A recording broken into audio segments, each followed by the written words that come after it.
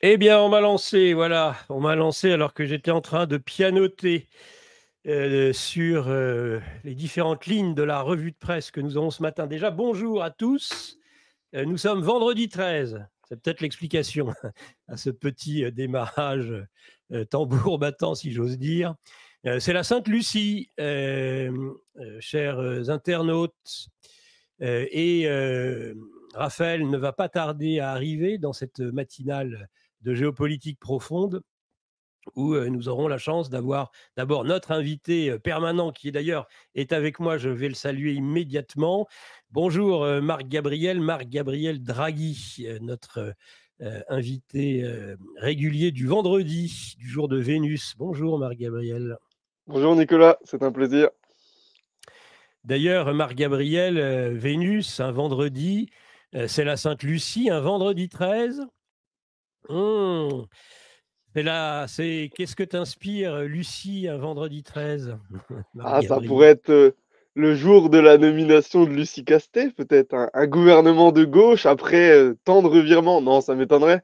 Mais comme on est dans Ça la serait nomination du Premier ministre, ça, c'est intéressant, ça augure en tout cas des choses intéressantes. en effet, ça serait une drôle de surprise et en même temps, un bien heureux événement, pour cette bonne Lucie Castet qui, a été un petit peu la elle est le pendant, je dirais, à gauche de ce qu'est, François Bayrou, au centre, hein. C'est le, ça me rappelle toujours cette chanson de Claude François, Le téléphone pleure. Ils attendent. Ça fait 7 ans que Bayrou attend ce coup de fil tant attendu, cet espoir d'être Premier ministre. Marchepied évidemment pour cet ambitieux des Pyrénées, pour ne pas dire autre chose des Pyrénées, euh, à la magistrature suprême, évidemment, c'est son ambition, on le sait bien. Euh, donc voilà, Raphaël ne va probablement pas tarder.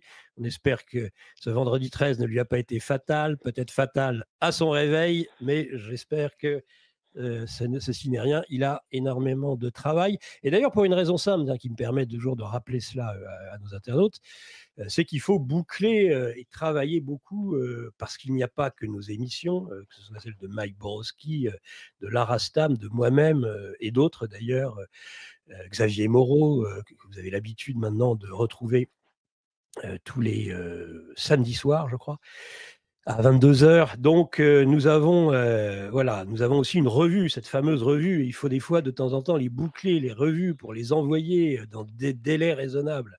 Voilà, celle-ci, c'est la 10. Merci, Marc-Gabriel, de m'aider dans cette tâche.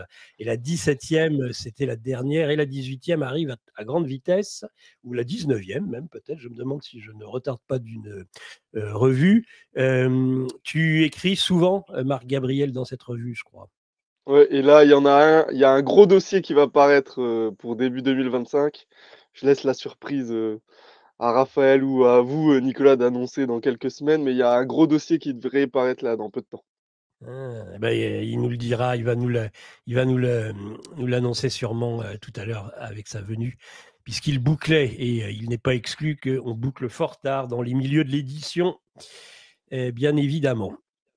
Donc voilà, chers internautes, que vous dire de plus, si ce n'est que bah, nous allons rapidement, avant d'approfondir avec Marc Gabriel des sujets peut-être tels que le Proche-Orient, tels que le voyage de Macron en Pologne, qu'est-ce qu'il nous prépare. La nomination du Premier ministre, bah, elle est attendue, mais nous n'y sommes toujours pas. J'en avais même fait le premier point de cette revue de presse, Marc Gabriel, cette clownerie, ce théâtre d'ombre du pouvoir politique français qui a été dissous après les élections européennes. On a dissous, je dirais, beaucoup plus que l'Assemblée nationale, mais l'ensemble de la représentation nationale.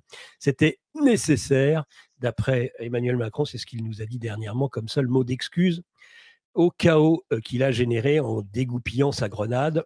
Plus de majorité, 3 segments, je ne sais pas si on peut appeler ça des blocs, ou des blocs tout mous, et le bloc mou patriote, le bloc mou centriste et le bloc un peu moins mou et un peu plus raide du NFP, avec entre autres le LFI. Donc, évidemment, difficile, à moins de trouver la solution des 2 tiers, si chère à notre ex aujourd'hui qui n'est plus là pour nous éclairer de ses lumières, Valéry Giscard d'Estaing, le père de la Constitution européenne, qui n'a jamais vu le jour, censuré comme il se doit, et qui disait toujours, l'Auguste de Chamalières, qu'il fallait réunir 2 Français sur 3. Ils ont fait partie de cette haute noblesse qui a une pomme dans la bouche. Et donc 2 Français sur 3, pour le moment, on est à peine à 1 Français sur 3, donc c'est pas comme ça, à mon avis, qu'on va obtenir un Premier ministre. J'aimerais bien avoir ton avis sur le sujet, Marc Gabriel.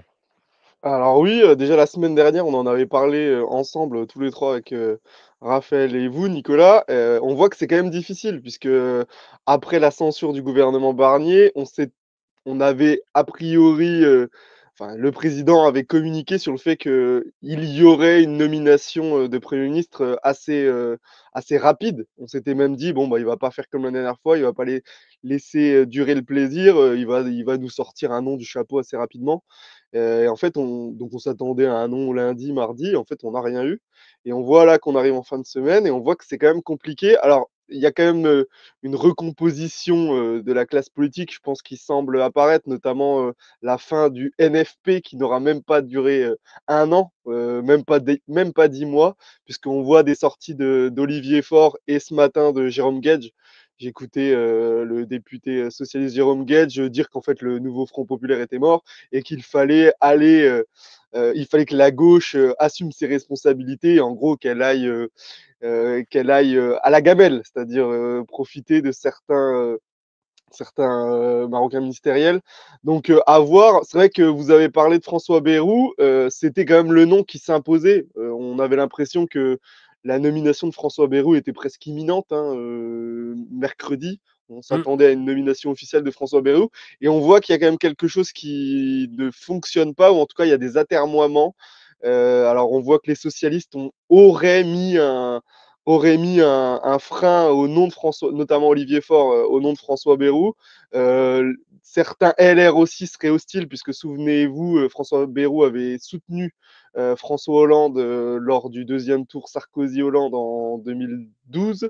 Donc en fait, c'est pas si sûr que ça. Maintenant, on parle de Roland Lescure, le demi-frère de Pierre Lescure, pour ceux qui s'intéressent pas trop à la politique, c'est-à-dire l'ancien dirigeant de Canal+, Un et qui marqueur de est la un première macroniste. heure. Mm. Bah voilà, c'est ce que, en fait, on est dans le même schéma que vous aviez très bien analysé, Nicolas, c'est-à-dire en fait, Macron, quoi qu'il arrive, va nommer un macroniste, un macrono-compatible 100%. C'est ça qui est un peu étrange. Donc il y avait eu la solution Michel Barnier, en fait, de prendre un commissaire européen pour rassurer le patron, la patronne Ursula von der Leyen. Et là, en fait, on nous fait un petit peu patienter pour rien, puisqu'au final, ce sera un profil 100% macrono-compatible. Donc c'est assez drôle, mais on voit qu'il y a quand même des difficultés. Et là, juste pour faire une incise avec l'actualité chaude, on voit que la loi de finances spéciales, qui est quand même une nouveauté, comme vous le dites souvent, les constitutionnalistes de plateau et les spécialistes en droit public arrivent sur les plateaux comme si tout était normal, qu'il y a une loi de finances qui était prête. Bon, c'est sûr que Bercy avait sûrement préparé un arsenal réglementaire et juridique pour parer aux éventualités, c'est évident, puisque c'est le rôle. Gouverner, c'est prévoir, comme on dit. Mais on voit qu'il y a quand même une difficulté sur la loi de finances spéciale, puisque hier, elle est passée en commission des finances, je le rappelle, présidée par Éric Coquerel. Et la France insoumise a fait un amendement.